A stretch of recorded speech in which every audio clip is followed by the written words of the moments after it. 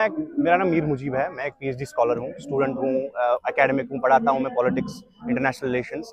तो मैं इससे बिलोंग करता हूँ और मैं इस कॉज पे काफ़ी वोकल रहा हूँ जो हमारा रैशनलाइजेशन ऑफ रिजर्वेशन इशू है। जी सर।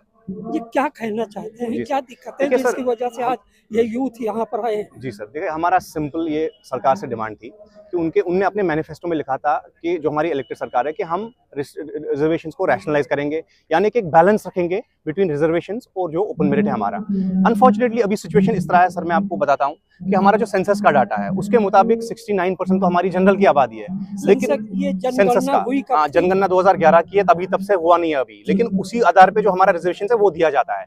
लेकिन आप देखिए आयरनी क्या है, उस 2011 के डाटा के मुताबिक 69% जनरल पॉपुलेशन है, लेकिन ओपन मेरिट के लिए खाली 30% रखा गया है, जिस ओपन मेरिट में फिर सारी कैटेगरीज compete करती है, लेती हैं। इफेक्टिवली वहां पे बचता है 20% जनरल आबादी के लिए, और रिजर्व वालों के लिए एक तो उनका अपना 70% कोटा है, हालांकि उनकी आबादी खाली 30% है। तो ये उल्टा जो हो गया है, एक्सेसिव रिजर्वेशन हो गया है, इससे हमारा इम्बैलेंस क्रिएट हुआ है सोसाइटी में। हमारे हेल्थ केयर इंस्टीट्यूशंस कोलैप्स की कगार पे है, हमारा जो एडमिनिस्ट्रेशन है वहाँ पे कुछ ब्यूरोक्रेट्स ने वहाँ पे खतरनाक जबड़ा आजमाया हुआ है। वो tyranny of reserved elite class बन चुका है जम्मू कश्मीर में। जी सर।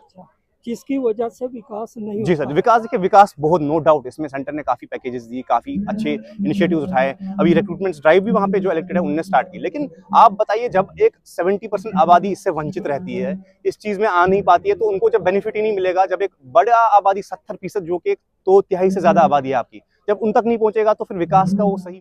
1.5 महीना हो गया सरकार को, 1.5 महीना हमने जो है 7 बार हमने चिट्ठियां भेजी मुख्यमंत्री ऑफिस, कोई सुनवाई नहीं। अब रही दूसरी बात, जो इनके चुने हुए सांसद हैं श्रीनगर से, एक सांसद तो ऑलरेडी जेल में है, वरना उनका आज प्रोग्राम था यहाँ आने का। 2 भाजपा से ऑलरेडी हैं, उनको तो हमने दर्जनों बार चिट्ठी लिखी, वो तो सुनवाई नहीं करेंगे, उनसे खैर हमें कोई एक्सपेक्टेशन भी नहीं थी। तीसरा जो नेशनल कॉन्फ्रेंस की तरफ से जो एमपी था वो ऑलरेडी गुजर समुदाय से आता, उसने तो 4 महीने पहले हमारे दरवाजे बंद किए थे।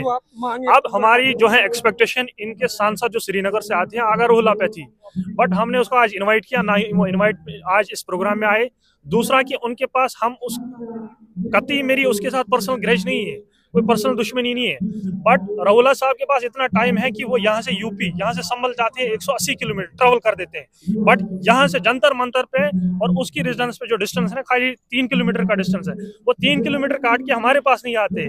जामिया विश्वविद्यालय और उसकी रेजिडेंस का जो गैप है वो खाली 8 किलोमीटर का है, उसको इतना टाइम नहीं है कि वो 8 किलोमीटर की दूरी पे जो हमारे student scholar research scholar Jamia विश्वविद्यालय में पढ़ते हैं उनके लिए उनके पास टाइम नहीं है, लेकिन उनके पास राजनीतिक फायदे के लिए, जहां पे उनको लगता है ना कि मीडिया हाइप मिलेगा, माइलेज मिलेगा, जो है क्रेडिट मिलेगा, तो 180 किलोमीटर काट के जो है यूपी के अन्य एरियाज में। कहता हूं चाहे वो जो भी गवर्नमेंट हो, अनफॉर्चुनेटली जनरल पॉपुलेशन को नेग्लेक्ट किया गया है just to appease section. 10% arbitrarily आपने बढ़ा दिया। आपके पास कौन सा क्वांटिफाइबल डाटा था, क्या चीज आप किस बिना पे आपने रिजर्वेशंस बढ़ा दी? अब हमारा बस सिंपल ये कहना है कि आप रैशनलाइज कर दीजिए जो फॉर्मूला इंडिया में पूरे बाकी हमारे स्टेट्स, भारत के बाकी स्टेट्स में होता है, आप जम्मू कश्मीर में भी वही कर दीजिए। 76.5% ये हमारा नंबर है, ओपन मेरिट को यहाँ कर दीजिए, और 25% आप रिजर्व के लिए छोड़िए। और लोगों को हमने वोट दिया है, मुझे लगता है काफ़ी दहाइयों के बाद कश्मीर में 80% वोटिंग हुई है, लेकिन जिन लोगों को हमने वोट दिया है, जिनको हमने अपना नुमाइंदा चुना है, अफसोस के साथ कहना पड़ता है वो कहीं दिख ही नहीं रहे हैं।